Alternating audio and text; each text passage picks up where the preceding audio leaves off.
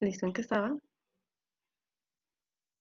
Ya, entonces les contaba que estas cepas, estas cuatro que he mencionado, van a infectar a humanos y van a ocasionar muy parecidos a una influenza estacional.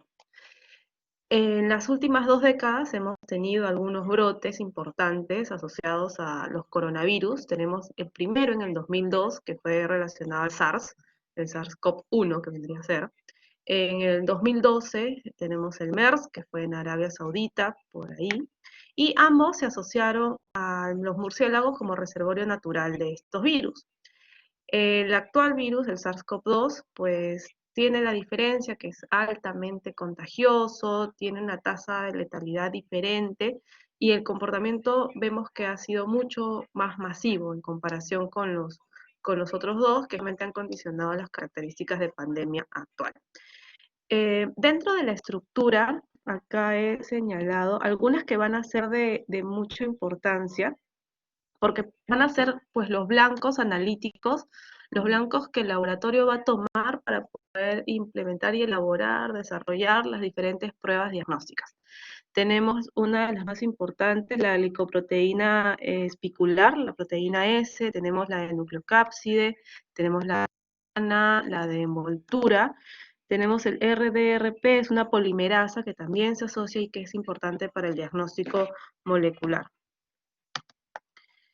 Este dato es un mapa que se actualiza diariamente desde el Johns Hopkins y que básicamente nos presenta cómo está la distribución mundial de infectados. Este dato fue al día 27, donde ya habían más de 16 de casos positivos confirmados. Para ese momento el Perú estaba en el puesto 7, días anteriores incluso habíamos estado entre los top 5 y vemos pues que la curva todavía mantiene su elevación y localmente pues todavía ni siquiera pasamos la primera ola, ¿no? En cuanto a las opciones diagnósticas, lo que les había comentado, fue muy importante que a principios del año, ni bien comenzó el brote, los inicios de pandemia, gracias a los investigadores chinos, es que se logró secuenciar y establecer todo el genoma del virus, lo que permitió establecer diferentes secuencias genéticas que van a permitir el estudio posterior a nivel molecular. Entre ellas tenemos la secuencia el gen de la polimerasa de RNA, el gen de la polimerasa, el gen del receptor de envoltura, de la proteína de envoltura, el gen para la proteína de nucleocápside. Tenemos que a nivel de 5', 3', pues vamos a tomar estas diferentes secuencias, la secuencia del N, del E, de la proteína también espicular, de la polimerasa, que son los blancos en donde las pruebas moleculares van a actuar. ¿Y qué es lo que recomienda la OMS para el diagnóstico molecular? Pues básicamente lo que indica es realizar un test de amplificación de ácidos nucleicos. Este test de amplificación de ácidos nucleicos se va a realizar mediante la metodología conocida como reacción en cadena de polimerasa de transcriptasa reversa. Este de la denominación de transcriptasa reversa en tiempo real, que es otra característica. Y que básicamente pues vamos a utilizar estas secuencias únicas del virus y vamos a utilizar diferentes tipos de muestras, básicamente muestras de tracto respiratorio, principalmente la que más utilizamos es la de hisopado nasofaringeo, y que esta prueba es el gold estándar para el diagnóstico en casos sospechosos. La metodología es bastante convencional porque este tipo de pruebas moleculares las usamos ya para investigar diferentes y otros tipos de virus, otros tipos de agentes. La muestra la vamos a pasar a realizar extracción de ADN, posteriormente establecemos el genoma de la cadena de ARN, hay una retrotranscripción, establecemos la doble cadena en ADN, se da el fenómeno de la amplificación por metodología de PCR y posteriormente la detección. Como les mencionaba, vamos a tener una combinación de genes que vamos a investigar desde el punto de vista molecular, ya sea de nucleocápside, del ORF, de envoltura, del RDRP. E incluso ya existen pues protocolos validados para ver cuál de estos vamos a ir trabajando de forma escalonada. Como una primera línea de screening se trabaja con el gen de envoltura, posteriormente confirmamos con el gen de polimerasa y una confirmación adicional con el gen de proteína de nucleocápside. Cuando hablamos de sensibilidad y especificidad moleculares, como hubo tanta urgencia de tener las pruebas disponibles en tan corto plazo, y es que normalmente en tiempos sin pandemia, para poder desarrollar e implementar una prueba de laboratorio, esto nos tarda entre 1 a 2 años como mínimo. Sin embargo, las pruebas moleculares pudieron salir al mercado y comenzaron a ser usadas en menos de 3 meses. Y es por ahí que se obviaron pues algunos pasos que permiten la validación analítica formal. En este caso es validar, para establecer sensibilidad y especificidad de una metodología, pues debemos enfrentarla a un método de referencia o a una prueba, un ensayo de referencia, que en este caso tendría que ser un cultivo viral. Entonces sabemos lo complicado que es realizar cultivos virales, sin embargo se realizó una comparación entre métodos, lo que nos permite hablar de un porcentaje de concordancia positivo y un porcentaje de concordancia negativo. El porcentaje de concordancia positivo vendría a ser las veces de la sensibilidad y el porcentaje de concordancia negativo de la especificidad. En todos los casos, esto es amparado por la CDC, por ejemplo, la OMS. Incluso los proveedores y los diferentes reactivos deben colocar esta cuando mencionan cuánto es su sensibilidad y especificidad, que en todos los casos está por encima del 99%, deben mencionar contra qué metodología de referencia no estandarizada, pues la han confrontado, ¿no? ¿Qué tipo de muestras vamos a utilizar? Les mencionaba que son muestras pues, del tracto respiratorio. Tenemos que a la cabeza tenemos el lavado bronquialveolar. Podemos utilizar también un cepillado realizado por broncofibroscopía. La muestra de esputo tiene unas características especiales. No está muy utilizada en nuestro medio, pero luego les voy a hacer un comentario al respecto. Y el hisopado nasofaringeo. Este artículo que les coloco acá, esta tablita, causó algo de furor porque, por ejemplo, si se dan cuenta, entre el hisopado nasofaringeo o las muestras nasales, pues tenían un muy poco porcentaje de positividad, lo que un poco desanimaba el uso de esta muestra. Sin embargo, este estudio pues tuvo la limitante de que no se tuvo información con respecto al tiempo de enfermedad del paciente como para poder hacer una buena relación.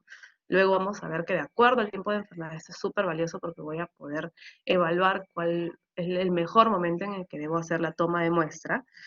Y también la cantidad de pacientes evaluados pues, no fue significativa. Denme un segundito, por favor, que tengo que contestar una llamada.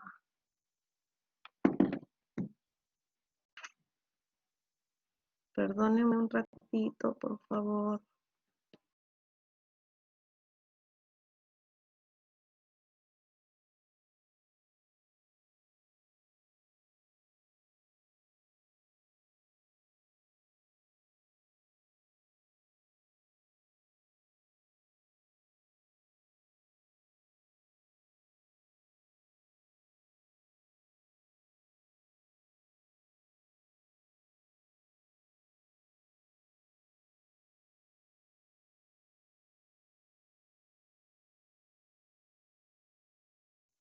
Ya, perdón.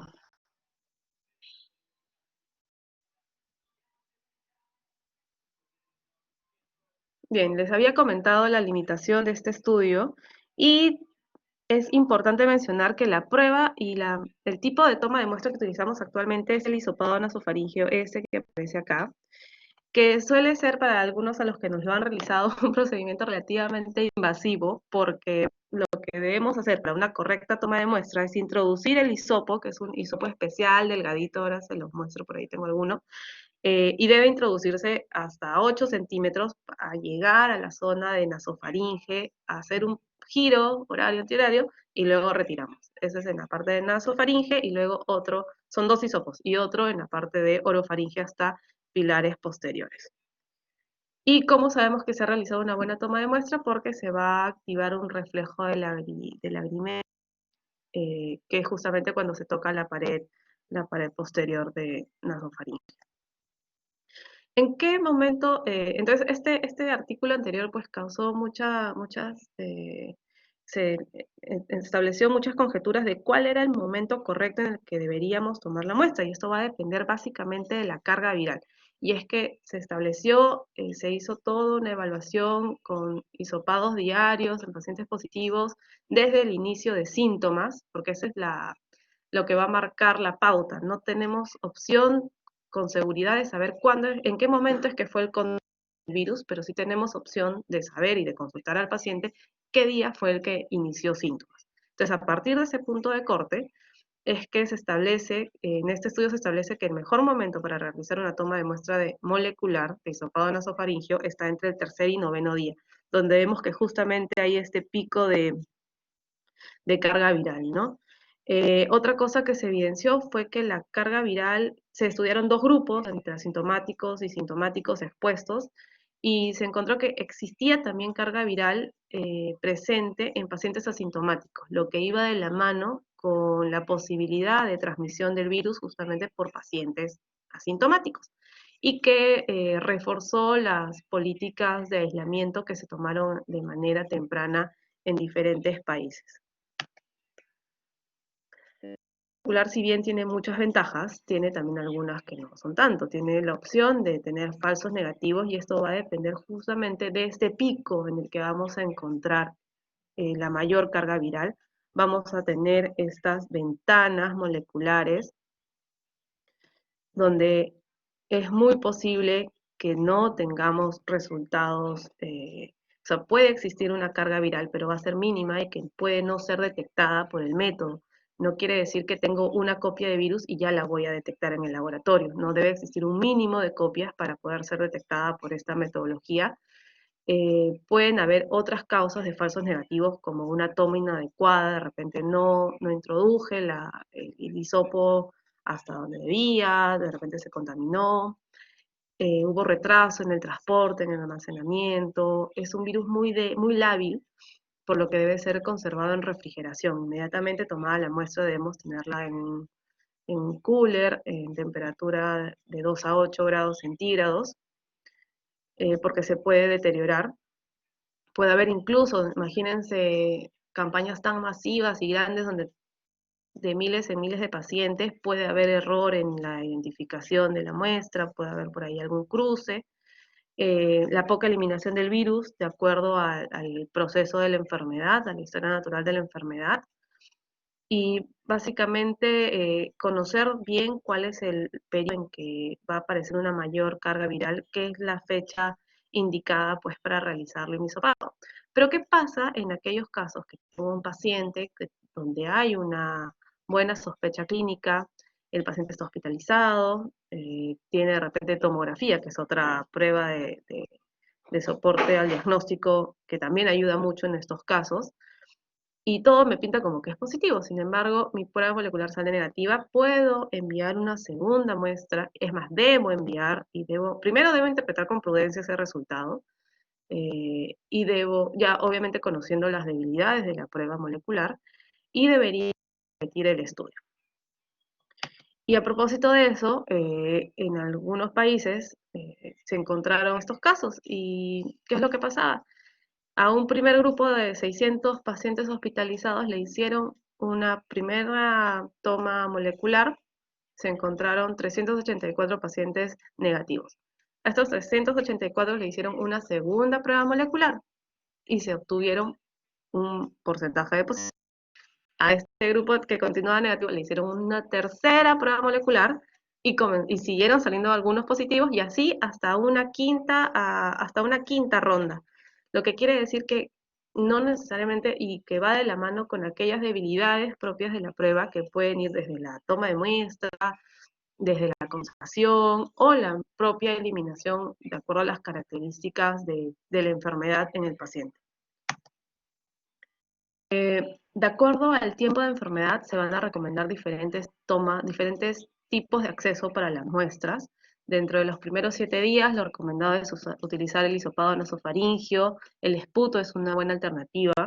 Ya en la segunda semana de enfermedad, si es que todavía mantengo la sospecha, puedo apoyarme en el esputo, puedo apoyarme en el lavado bronquialveolar, vemos que ya se recomiendan procedimientos un poquito más invasivos, y ya después de los 15 días, si es que continúo con la sospecha, pues debería cambiar la muestra. Y esa es la recomendación. Si la primera que fue por hisopado nasofaringio me salió negativa y yo necesito realizarle una nueva prueba porque el paciente está hospitalizado y la primera me salió negativa, le debería hacer no nuevamente un hisopado, sino debería apoyarme en otro tipo de muestra.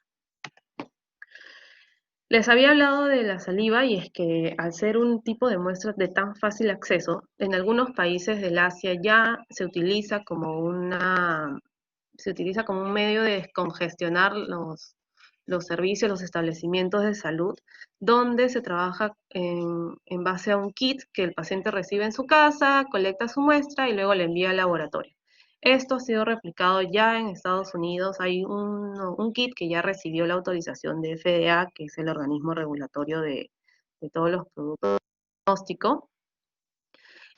Pero sin embargo, es muy importante pues también que tenga claro el paciente la calidad de la muestra, el volumen mínimo que debe colectar, los temas del envío, de la conservación, para justamente poder garantizar que va a haber un buen resultado, ¿no? Recordemos que de una buena muestra va a depender un buen resultado. Luego tenemos las pruebas serológicas que hubieron todo un boom. Existen actualmente más de 200 test serológicos comerciales disponibles para la detección de anticuerpos contra el virus del SARS-CoV-2, y esto supera ampliamente lo que existe para cualquier otra enfermedad infecciosa en cuanto a pruebas serológico, pruebas rápidas.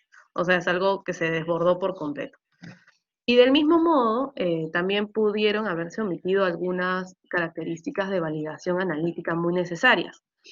¿Qué metodologías existen disponibles? Tenemos la inmunocromatografía, que es la clásica prueba rápida, la que todos hemos visto en la televisión, que es como no tengo ninguna acá, pero es como que un cassette que tiene las bandas que va a colorear.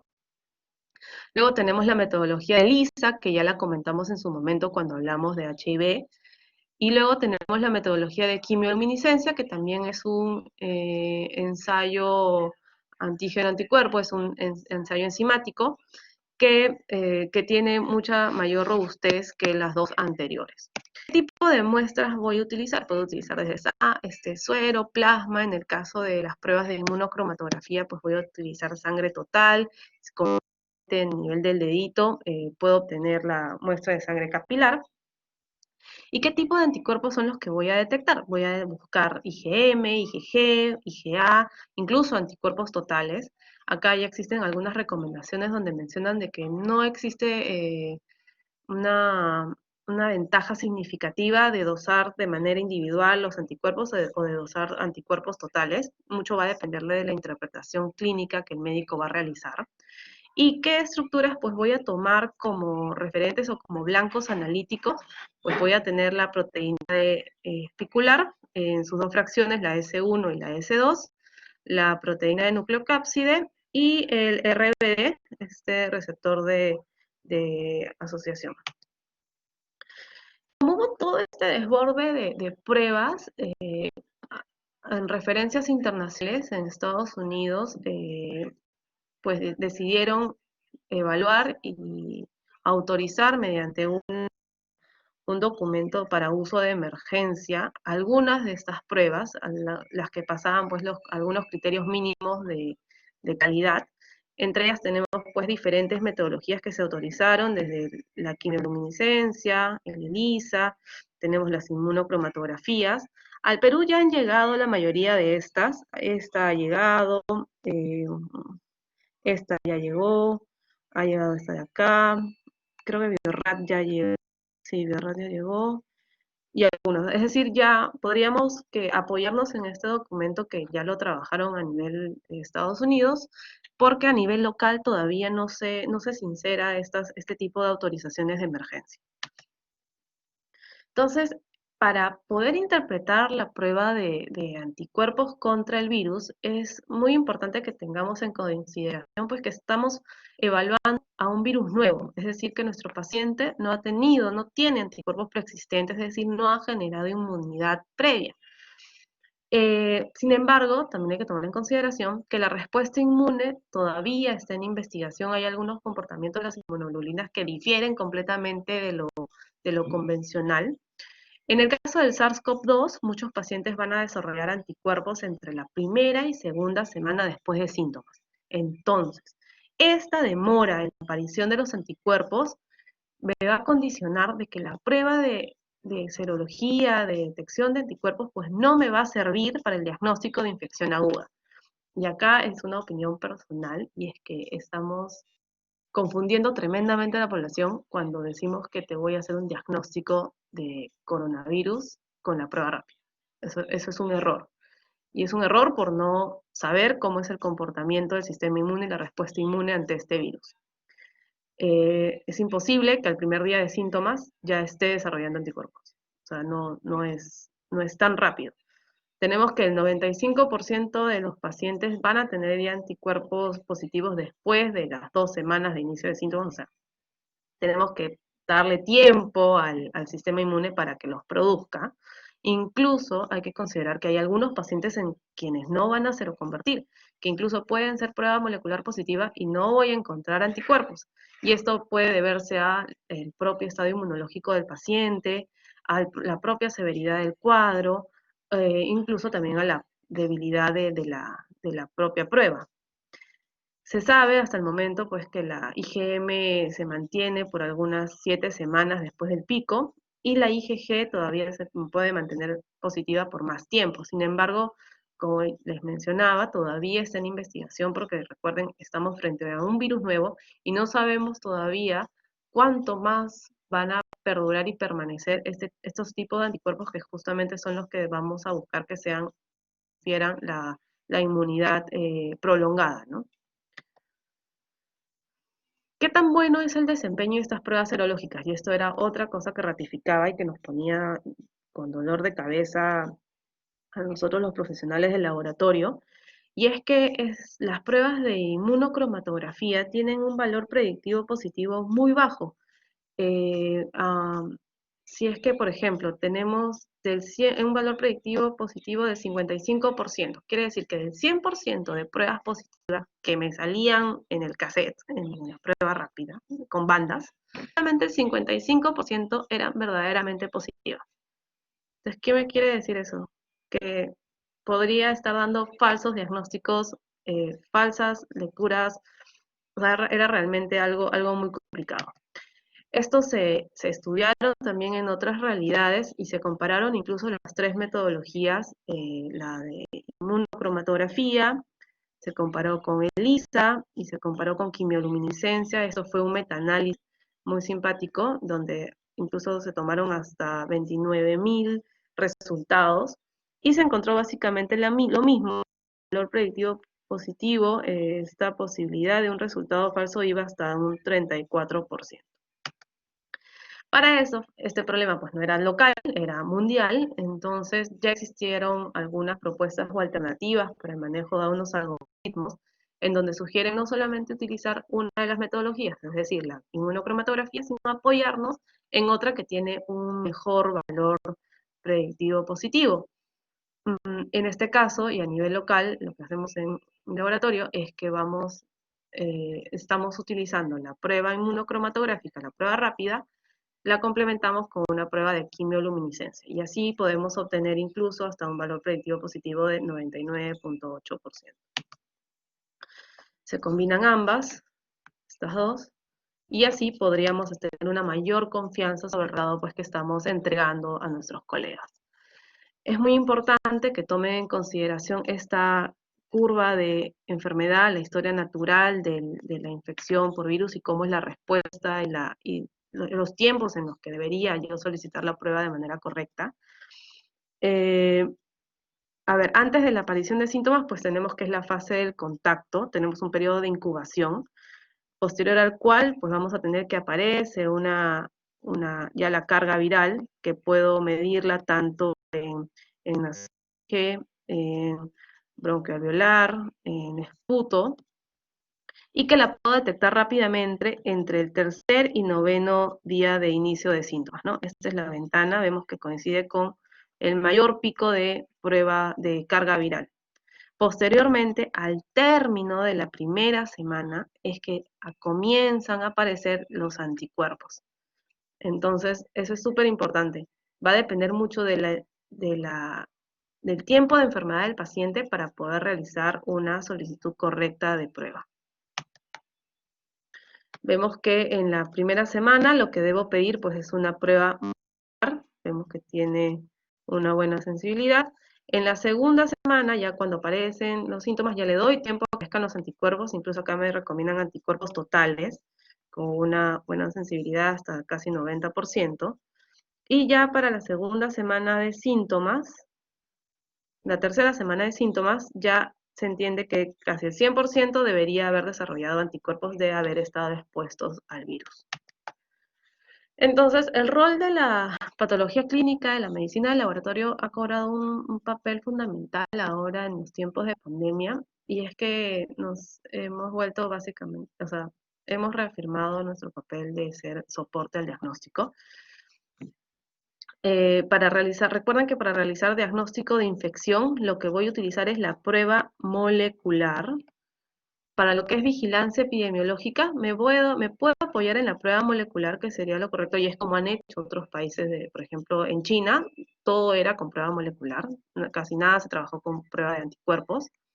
Puedo apoyarme en prueba de anticuerpos, ya sea evaluar un estado previo de infección, o puedo evaluar ante la recuperación, justamente, y acá es donde van a caer de mayor importancia lo que es los anticuerpos. Y ya en un paciente sintomático durante la enfermedad, incluso tenemos una amplia gama de pruebas bioquímicas, hematológicas, que me van a poder permitir realizar un estadiaje del paciente, evaluar el pronóstico, incluso el manejo terapéutico. Este artículo es súper interesante porque vemos cómo se confluye tanto la respuesta viral, el comportamiento viral y la respuesta inflamatoria en el paciente. Tenemos, en la primera fase, que es la infección temprana, hay esta alta carga viral con una amplia replicación. Vamos a tener que hay síntomas, ya comienzan a aparecer los síntomas que conocemos todos, que es tos, dolor de garganta, la fiebre general, síntomas constitucionales, y algo muy característico que se ha encontrado en esta primera fase de infección temprana es que el paciente presenta linfopenia. Entonces, importante pedirle su hemograma.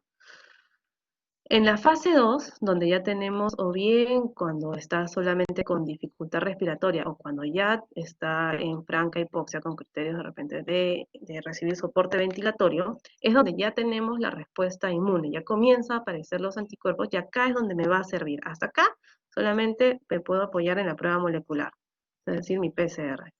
Acá ya puedo trabajar con los anticuerpos en la segunda fase, ¿no? Acá importante que ya comenzamos a tener lesión en algunos órganos, evaluar, por ejemplo, con elevación de transaminasas, pueden haber algunas reactantes de fase aguda que ya se incrementan. Y ya en la tercera fase, que es el estado de hiperinflamación, hay toda esta tormenta de citoquinas que se desata, es cuando ya hay mayores complicaciones desde un síndrome de distrés respiratorio, el shock, el paciente con falla cardíaca, y donde va a ser muy importante poder realizar el seguimiento de nuestros pacientes con los diferentes marcadores de respuesta inflamatoria.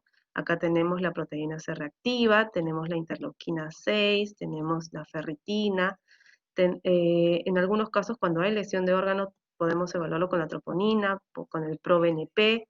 Hay alteración también en el endotelio que puede ocasionar activación de factores de coagulación. Deberíamos evaluar a través del dímero D, y también un marcador inespecífico, pero que sí correlaciona con el estado hiperinflamatorio de deshidrogenasa láctica.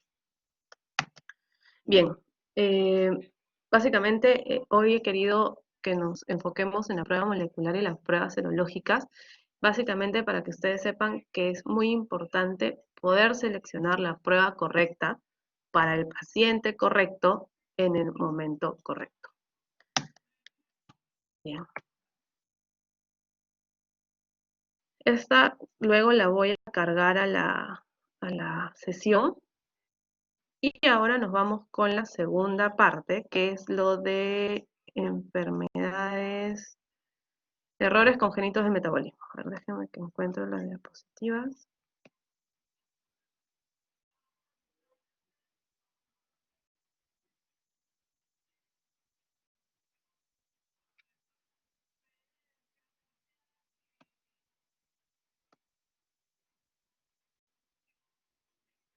A ver, ¿me confirman si ya se puede visualizar? Sí, doctora, ya se ve. Ya, bien. Entonces, nos vamos con la segunda parte. Ahora nos olvidamos un poquito de la pandemia y aterrizamos hacia otra prueba, otro estudio que es muy importante, que va a brindar mucha información a los pediatras, a los neonatólogos, y que literal de utilizarlo y de trabajarlo bien, pues vamos a salvar y cambiar muchas vidas, ¿no? En los pacientitos.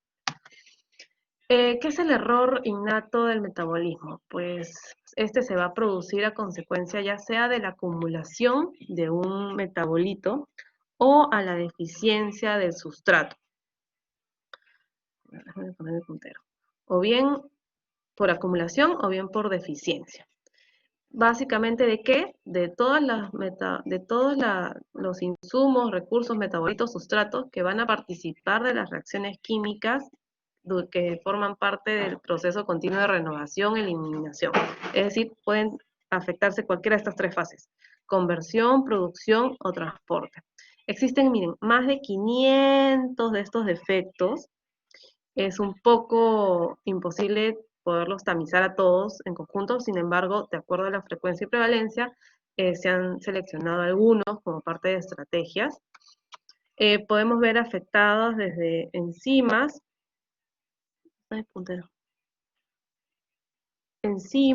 hormonas, los receptores, transportadores, y también diferentes vías metabólicas, ¿no? Las clásicas de proteínas, carbohidratos y lípidos.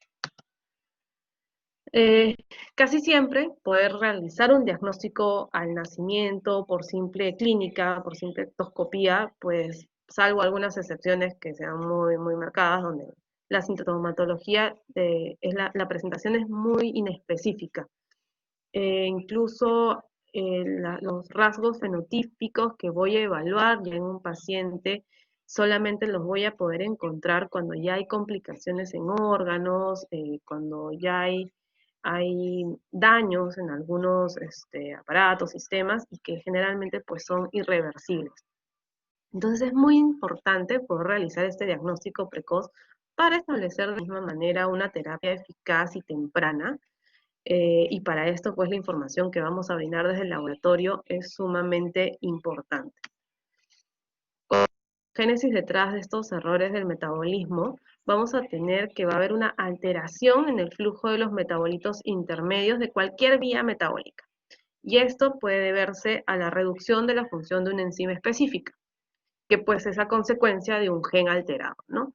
Entonces, ¿qué es lo que va a pasar? Vamos a tener un bloqueo que va a condicionar o bien la acumulación de metabolitos en la parte superior, porque estos no van a ser transformados, o por la acumulación del sustrato de la reacción bloqueada y pues correspondiente a una carencia del producto. Es decir, hay un bloqueo, simplemente acumula el metabolito, esta acumulación pues va a ocasionar toxicidad, porque de repente son metabolitos que van a generar depósitos, o por la carencia del producto final, que es necesario para alguna función metabólica.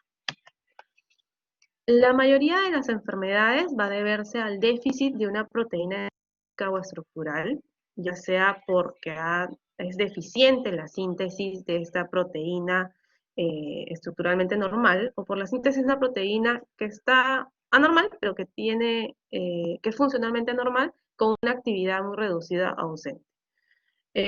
Con frecuencia, esta actividad residual pues va a permitir que continúe siendo, pasando solapa o pasando atenuado algunas manifestaciones clínicas, generalmente a consecuencia de isoenzimas, y esto pues va a trazar, va a disminuir el daño metabólico y que solamente va a ponerse en evidencia en los pacientes en casos de que haya estrés metabólico con descompensación que justamente haga que este bloqueo se evidencie y haya un mayor consumo de las isoenzimas que podrían estar apaleando las manifestaciones clínicas. Tenemos diferentes grupos de estas patologías. Sí, después, por favor. Tenemos diferentes grupos de estas patologías. Tenemos, por ejemplo, las enfermedades por trastornos de intoxicación. Acá tenemos donde lo que les mencionaba, que va a haber una acumulación de un sustrato en la parte superior del bloqueo enzimático, y esta acumulación es potencialmente dañino, que va a alterar las funciones celulares. Tenemos algunas frecuentes, por ejemplo, en forma aguda tenemos la acumulación de amonio y en forma crónica la acumulación de fenilalanina. Eh, el neonato generalmente es normal al nacimiento y después de un periodo de latencia donde va a pasar sin manifestaciones clínicas, va a comenzar los síntomas a consecuencia de esta acumulación del sustrato. En el caso de un cuadro agudo, como el que habíamos mencionado, asociado, por ejemplo, a la acumulación de amonio, tenemos que se va a presentar un síndrome neurometabólico. El paciente va a llegar con vómitos, aletargado, incluso ya puede haber manifestaciones de insuficiencia hepática, insuficiencia renal, pueden haber graves trastornos electrolíticos, del equilibrio ácido-base, y se activa a consecuencia de estrés metabólico. Eso es lo clásico, ya sea porque de repente hubo un cambio en la lactancia, se reforzó algún tema alimentario o a consecuencia de algún cuadro que ha ocasionado reacción febril. En el caso de un síndrome de presentación crónica, acá vamos a ver que ya se van a afectar otras funciones. Tenemos que haber atraso en el desarrollo psicomotor, un déficit de crecimiento, y hay síntomas de lesión bioquímica. Y esta denominación va a incluir, por ejemplo, hepatoesplenomegalia, una pigmentación característica de la piel y de las mucosas. Existen diferentes trastornos que se van a asociar a este grupo de intoxicación por sustratos. Tenemos en cuanto a la vía del metabolismo de aminoácidos, prevalecen los que son de manifestaciones crónicas, es decir, voy a tener mayor retraso psicomotor, y acá a la cabeza la fenilcetonuria.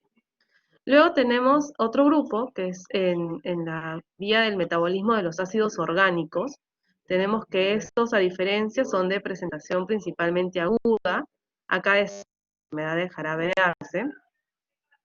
Luego tenemos otros que afectan el ciclo de la urea. Tenemos los que afectan el metabolismo de glúcidos. Acá destaca la galactosemia aguda, incluso la intolerancia a la fructosa, que puede tener una manifestación crónica. Tenemos en el metabolismo de los metales, esta enfermedad que la conocemos bien, la enfermedad de Wilson. Luego tenemos en trastornos de síntesis de catabolismo de neurotransmisores y en el transporte de moléculas pequeñas. El segundo grupo grande es aquellas que se refieren a enfermedades con alteración del metabolismo energético. Y acá tenemos dos subgrupos importantes, lo que se refiere a defectos mitocondriales y a defectos citoplasmáticos. En el caso de los defectos mitocondriales son pues patologías graves que tienen muy poca posibilidad de rescate con nuestros pacientes. Acá tenemos a la láctica congénita, tenemos la enfermedad de cadena respiratoria y la enfermedad de oxidación de ácidos grasos. Ambas con un pronóstico muy poco alentador.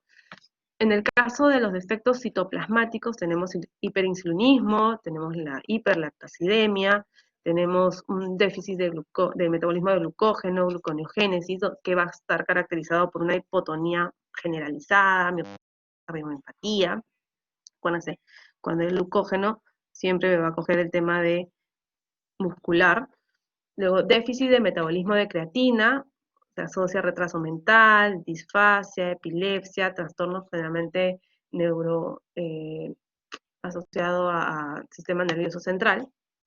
Y el tercer grupo se va a deber a moléculas complejas o de orgánulos subcelulares. Acá vamos a tener, pues, también unos grupos interesantes que son de diagnóstico difícil. Bueno, todas las que les he mencionado, pues la gran mayoría son de diagnóstico difícil, pero este es todavía un poco más. Casi son los final que se buscan ya por el descarte. Tenemos bloqueos para la síntesis o catabolismo de glucolípidos, esfingolípidos, mucopolisacáridos. Tenemos también con acúmulo a nivel lisosomal, que va a ocasionar justamente una disfunción celular que va a afectar principalmente a las células de vida más larga, que son las neuronas. Entonces vamos a tener que la afectación del sistema nervioso central va a ser franco y va a condicionar cuadros dismórficos, hepatoesplenomegalia, y acá sí existe una luz del túnel. La terapia de sustitución enzimática va a ser esencial en el tratamiento precoz, porque ya sabemos pues que se va a afectar de manera directa lo que es el sistema nervioso central. Yo no sé si es que alguno de ustedes ha visto en estas películas del Canal 2, las que a veces pasan en horario familiar, es un milagro para Lorenzo, y que básicamente cuenta la historia de una familia de un niño que sufre de una leucodistrofia, y cuenta pues lo difícil, ¿no? Lo detrás que hay, todo el sufrimiento que hay detrás con la familia, de poder llegar a un diagnóstico, lo difícil que es llegar al tratamiento incluso, está en el contexto de una época en donde no había mayores recursos en investigación para estas enfermedades huérfanas, ¿no? Enfermedades de tan baja frecuencia. Si pueden, véanla y se van a acordar de estas enfermedades de errores congénitos y metabolismos. Y vemos que en frecuencia existen diferentes otras, que algunos nombres seguros les parecen conocidos y pues que son de fondo un error congénito del metabolismo. ¿Cómo es que va a llegar nuestro pacientito? Pues va a llegar la mami refiriendo que tiene enfermedades recurrentes, ha habido de repente alguna infección, un trauma, alguna enfermedad reciente. Eh, Debemos evaluar el estado neurológico previo y actual, siempre confrontando, preguntando cómo era antes, cómo es que lo nota ahora.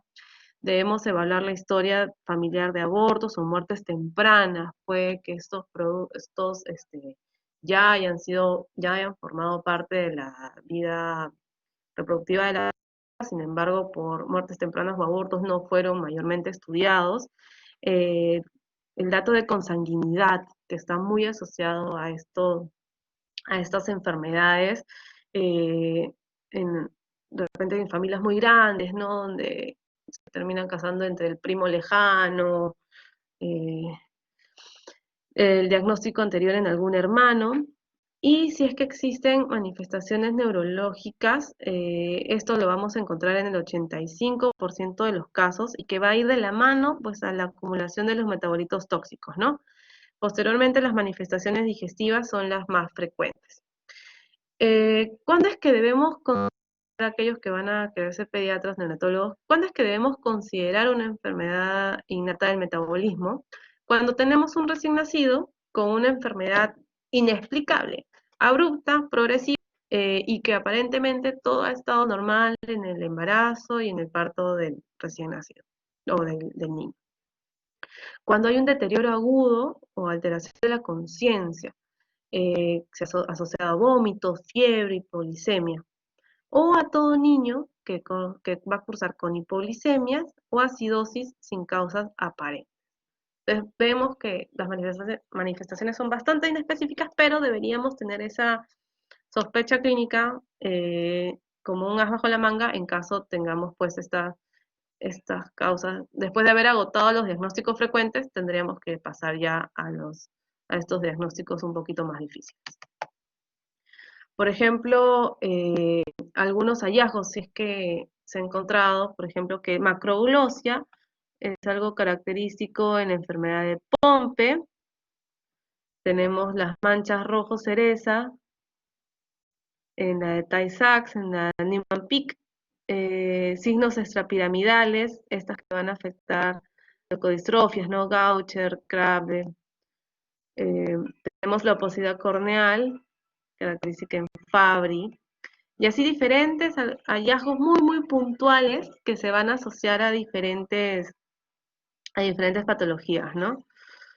La ictiosis, que es en Gaucher. Gaucher tiene algunas manifestaciones. Pelito ensortijado, que es Menkes, un clásico. Crisis neurológicas, básicamente asociadas a lo que es el ciclo de la urea. Hay cataratas, que lo voy a mencionar después, en el caso de la lactosema. Entonces, ¿qué pruebas voy a tener que realizar como un diagnóstico, como un plan de trabajo inicial en estos casos raros? Pues tenemos que solicitarle un hemograma completo, cómo evaluamos el estado ácido-base, eh, electrolitos, algunos de ellos pues cursan con alteraciones en el control de electrolitos, la glicemia, vemos que muchos se caracterizan también por hipoglicemias, la presencia de cetonas, de amonio, de ácido úrico, la función hepática, cómo está la función renal, función hepática complementada con lípidos, o porque de repente estamos frente a una alteración del ciclo de los lípidos, ácido láctico o ácido pirúvico. Interesante lo que nos puede aportar un examen completo de orina. Recuerden, en las primeras clases del ciclo, habían algunos que justamente tenían algunos olores característicos y que se asociaban a las enfermedades congénitas del metabolismo. Por ejemplo, tenemos el olor a miel de maple, la orina de jarabe de arce, el olor a moho, a rotón mojado, esto va con fenilcetonuria, repollo podrido, era la metionemia, y es compuesto la tirosinemia. Esas eran clásicas. El olor a queso era la isovalérica. También es un clásico esa asociación. Posteriormente podríamos confirmar o ampliar el estudio con algunas otras pruebas. Acá vemos, por ejemplo, un análisis de líquidos cefalorraquídeos, si es que estoy sospechando que esta afectación neurológica puede deberse a un cuadro inflamatorio, un cuadro de meningitis, debemos descartarlo. Luego realizar cultivos, si es que el paciente pues llega febril, eh, lactantes de fase aguda, el examen completo de orina. Bueno, no, perdón, acá ya vienen algunas cosas de imágenes, ecografías, EKG, ultrasonografías de cerebro, electroencefalograma, ultrasonografía de abdomen, y ya incluso ir pidiendo algunos metabolitos tóxicos en sangre o orina. Acá ya aparecen también los estudios especiales, tenemos la determinación de aminoácidos en plasma, líquido cefalorraquídeo, orina, el perfil de acilcarnitinas, ácidos orgánicos, ácidos grasos, las purinas o mucopolisacáridos. Y estos van a estar incluidos en lo que se denomina el tamizaje neonatal ampliado. Tamizaje neonatal ampliado. Sin embargo, hay un tamizaje neonatal básico que va a consistir en la detección sistemática genética perinatal. Esta es una estrategia donde se busca realizar una detección masiva. Esto es algo consolidado y desde hace muchos años instituido en países desarrollados. Y básicamente lo que va a buscar es neonatos afectados por una enfermedad antes de que haya la manifestación clínica de esta. Y el objetivo, pues como ya les había mencionado, es empezar los tratamientos antes de que aparezcan las discapacidades graves. ¿Cuál es la historia detrás? Por ejemplo, tenemos que en el 60, en Estados Unidos, comienzan a hacer estos primeros despistajes neonatales. Ya en América Latina comienza en los años 70 con México, y la norma obligatoria sale en el 95. Posteriormente se integra Brasil, Argentina, y luego Colombia, Cuba. En esto, todavía es una realidad a nivel de Lima, de regiones, provincias grandes, ciudades grandes. Sin embargo, a nivel de pueblos alejados, a nivel de nuestros centros de salud, puestos de salud alejados, pues no llega estos tipos de estudios, y ustedes van a poder constatarlo cuando estén en su serum. En mayo del 2012, en el Perú, pues se promulga esta ley que declara de interés nacional la creación del programa de tamizaje neonatal universal, pero fueron muy vivos porque colocaron en fase inicial. Entonces vemos que ahí nomás ya lo limitaron a que el alcance no fuera tan universal, ¿no? Tan a nivel Perú. Y esta norma, ¿qué es lo que va a obligar? Nos obliga a hacer un tamizaje buscando hipotiroidismo congénito, hiperplasia suprarrenal fenicetonuria, fibrosis quística, hipoacusia y cataratas congénitas. Entonces vemos que acá va de la mano laboratorio, va de la mano otorrinolaringología, los especialistas en otorrino, y va de la mano oftalmo. Entonces esta es el tridente que debe complementar el programa de tamizaje neonatal. Y es justamente una de las limitantes, porque no en todas las regiones existe el patólogo clínico, no en todas las regiones existe el otorrino, no en todas las regiones o todas las hospitales va a existir el oftalmólogo. En el 97 se comienza con los primeros estudios en base solo a hipotiroidismo, que es una de las más desarrolladas dentro de todo este perfil de tamizaje que actualmente se trabaja. En el 2002 se comienza con el piloto en Revaliati con TSH para hipotiroidismo y para hiperplasia suprarrenal congénita. Y miren, solamente en esos primeros tiempos, cuando de 2.000 pruebitas que se hicieron, se encontraron incluso 2 pacientitas con hipotiroidismo congénito. Entonces eso fue algo que remeció y que hizo eco para que posteriormente se aprovechara la iniciativa. Otros hospitales como la Maternidad, como el San Bartolomé, María Auxiliadora, el Almenara, pero miren cuánto tuvo que pasar, una década, hasta que esto finalmente se formalizara en una ley que una década después todavía no es universal. ¿Cómo es que se va a realizar la toma de muestra? Es muy sencillo, vamos a tomar sangre capilar del talón. Si este es el taloncito de nuestro bebito, se utiliza la lanceta adecuada, tenemos una tarjeta especial, una tarjeta en papel filtro, utilizamos la lanceta, tenemos que ubicar estas zonas laterales del taloncito, con una punción en un solo movimiento, pues debemos obtener 4 a 5 buenas gotas que debemos colocar de manera central en el papel, no podemos hacer tomas así coaguladas, insuficientes, o manchitas, o se me pasó la mano. No, es muy importante porque, recuerden, de una buena toma de muestra voy a tener un buen resultado. ¿En qué momento debo realizar esta toma de muestra? Debe ser por lo menos después de 36 horas de lactancia materna, o de lactancia por fórmula o leche mixta, o lactancia mixta. Y lo voy a realizar hasta el mes de vida. Si es prematuro, voy a tener que esperar unos 15 días para poder realizar esta toma.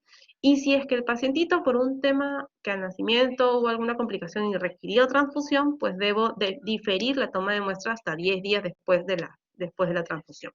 Es muy importante los datos que hay que consignar en la tarjeta.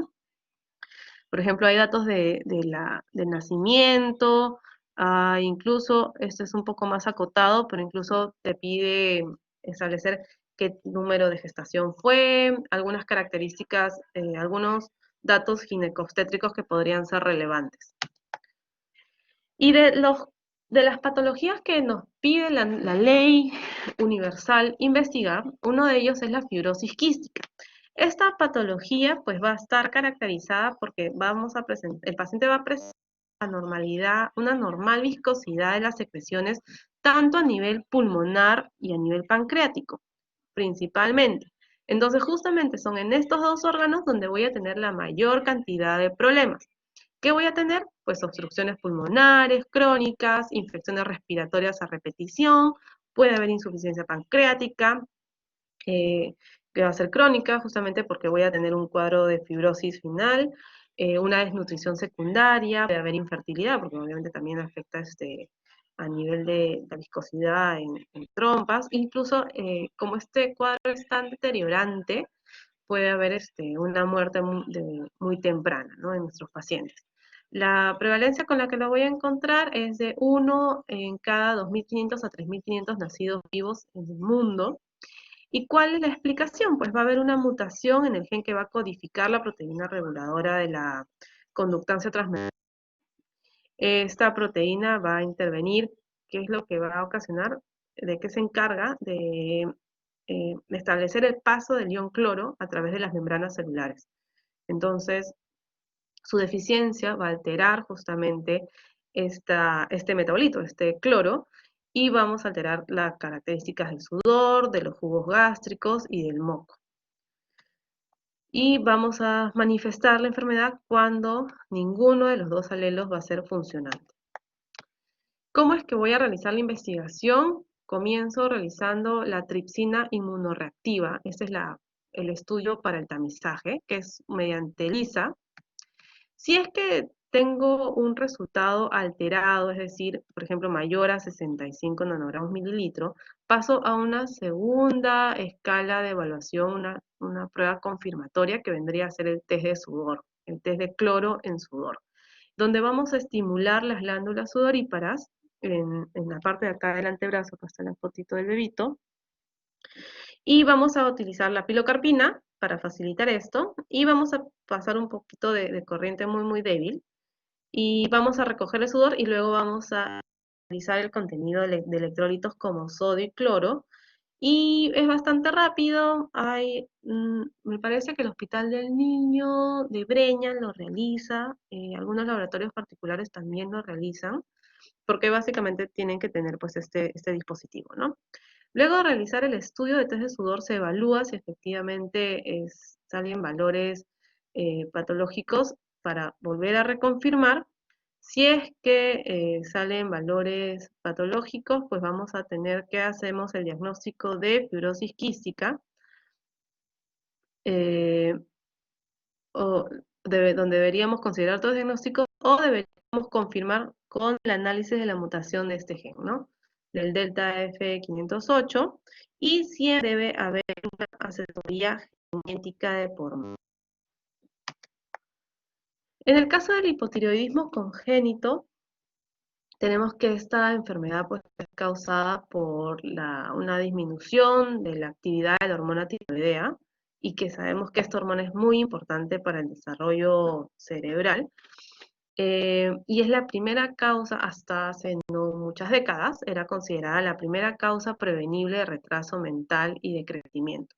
Vemos que en frecuencia podemos tener hasta un caso cada 2.000 recién nacidos vivos. Vamos a ver que nuestro paciente en un cuadro clínico tardío llega con fases características, un puente nasal deprimido, la faringe estrecha, párpaditos hinchados, la macroglosia, que generalmente rebosa, es evidente, aparece en los labios, la hipoactividad, hipotermia, hay un rechazo al tema alimentario, a la vía oral, cursan con estreñimiento, incluso es característico escuchar el llantito ronco, piel, cabellos secos, edemas en genitales, extremidades, macroglosia y mixedema. Entonces vemos que todas estas características son bastante tardías, es decir, de repente cuando no hubo de repente un control del recién nacido, no hubo mucha observación de estos hallazgos. Lo que vamos a realizar, lo que vamos a pedir en el tamizaje neonatal, vamos a evaluar el TSH. Si es que sale muy bajito, pues tenemos que confirmar, pero si sale muy alto, quiere decir que a nivel periférico pues no tengo hormona, voy a realizar el estudio de T4 libre y nuevamente TH. Si encontramos la T4 baja, pues estaríamos haciendo el diagnóstico del hipotiroidismo congénito. Deberíamos también evaluar a través de una mamografía tiroidea, un ultrasonido porque puede ser una digenesis tiroidea. Y siempre recuerden que debemos cerrar con la referencia a genética. Este estudio de TSH es también por una metodología de ELISA. En cuanto al hipotiroidismo congénito, va a predominar preferentemente en el sexo femenino. Hay un porcentaje que mayor en pacientes prematuros, generalmente de madres diabéticas, que podría haber cierto efecto a consecuencia de la insulina en la síntesis de hormonas tiroideas. Y también hay una asociación con los pacientes con síndrome de Down. En el caso de la hiperplasia suprarrenal congénita, lo que vamos a investigar acá es la 17-hidroxiprogesterona, que vamos a encontrarla elevada. Esta enfermedad pues va a haber una deficiencia de esta enzima, de la enzima 21-hidroxilasa, y que esta a su vez es responsable de la síntesis de esteroides de la corteza suprarrenal. Entonces vamos a tener alteraciones en el desarrollo de genitales externos y que también en algunos casos, al ser frecuente de 1 a 15.000 casos, podría condicionar una muerte temprana.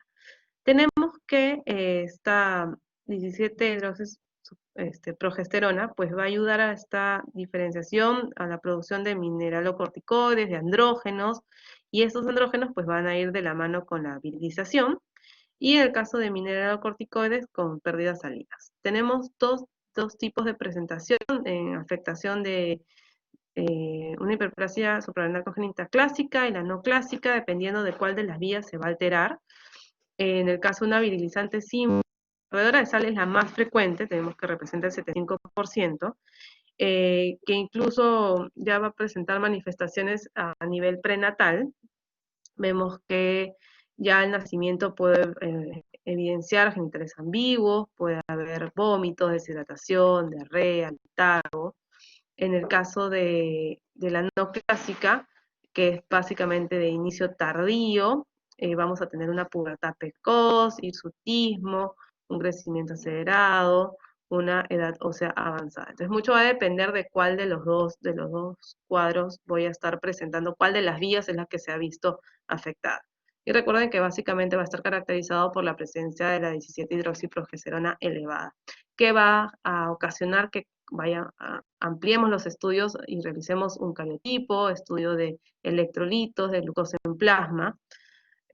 Posteriormente podemos evaluar la presencia de andrógenos y finalmente podríamos cerrarlo con la evidencia de la deficiencia de esta enzima, ¿no? De la 21-hidroxilasa. Y cerramos pues con la evaluación de genética. Luego tenemos la fenilcetonuria, que es en frecuencia mucho más alejado, uno con cada 15.000 recién nacidos vivos. Es una enfermedad que va a estar asociada pues a la alteración en el metabolismo del aminoácido de la fenilalanina y va a condicionar un retraso mental severo, entre otras causas. Vamos a tener esta fenilalanina incrementada, es decir, vamos a tener una acumulación de este sustrato. Es autosómica recesiva asociada al cromosoma 12. Va a haber una inhibición de la síntesis de la fenilalanina hidroxilasa que va a ocasionar una acumulación de ácido fenilpiruvato. Entonces recuerden, esta es la que es neurotóxica. Y posteriormente pues voy a tener la acumulación del ácido fenilacético en la orina. Este es el caso de una familia, no sé si notan acá, ambos padres, progenitores, cabello oscuro, y tenemos a la niña con cabello rubio. Es una de las características donde se va a afectar la síntesis de melanina, se va a afectar la síntesis de tiroxina, la síntesis de proteína y las vías catabólicas. Vamos a encontrar el ácido fenilpirúvico, y que puede verse a los tres sustratos, el feniláctico, fenilacético y el fosfohidroxifenilpirúvico. Luego tenemos la última enfermedad que vamos a investigar a través del tamizaje neonatal, que es la galactosemia, y esta se va a presentar en 1 cada 40.000 recién nacidos vivos. Voy a investigar la galactosa total mediante también un método enzimático. Y esta enfermedad congénita pues va a impedir el metabolismo de la galactosa debido a que vamos a tener deficiente la enzima galactosa 1-fosfaturidiltransferasa. Tenemos que, al no existir esta enzima, pues vamos a tener una acumulación de galactosa, y es decir, no voy a tener una energía suficiente para manejar los diferentes procesos metabólicos. Generalmente las manifestaciones en las primeras semanas de la vida se van a asociar a problemas de alimentación, va a haber retraso de crecimiento y ya incluso podemos evidenciar daño hepático. Eh, por ejemplo, va a cursar con hepatoesplenomegalia, ictericia, ascitis, el rechazo del alimento, vómitos, incluso pueden llegar a cuadros sépticos muy graves, el retraso psicomotor, el letargo, eh, la diátesis hemorrágica, hemólisis, insuficiencia, amenorreas en los casos tardíos. Y este signo es característico. Va a aparecer una catarata en forma de gota de aceite y que va a deberse pues a que el dulcitol, que va a estar acumulado en los tejidos, va a haber un efecto osmótico que va a ocasionar pues esta catarata en forma de gotita de aceite, ¿no? Bien, y el primer estudio pues que vamos a realizar es la presencia de galactosa total elevada. Vamos a tener que evaluar entonces cómo va la actividad enzimática de esta enzima. Podemos ampliar estudios con análisis de mutación para ver si nos referimos a una galactosemia clásica o una variante. Y básicamente pues terminamos siempre con la evaluación por genética. Bien, acá les dejo algunas referencias que pueden ayudar para la revisión de estas patologías. Recuerden que hay manifestaciones clínicas bastante características en algunas de ellas y que pues es una estrategia que debería estar implementada pues ya 2 décadas después de esa ley, debería ser algo mucho más universal. Bueno chicos, hemos hecho una sesión maratónica. La próxima semana tenemos temas interesantes sobre ya banco de sangre, así que nos vemos la próxima semana. Que estén bien, cuídense.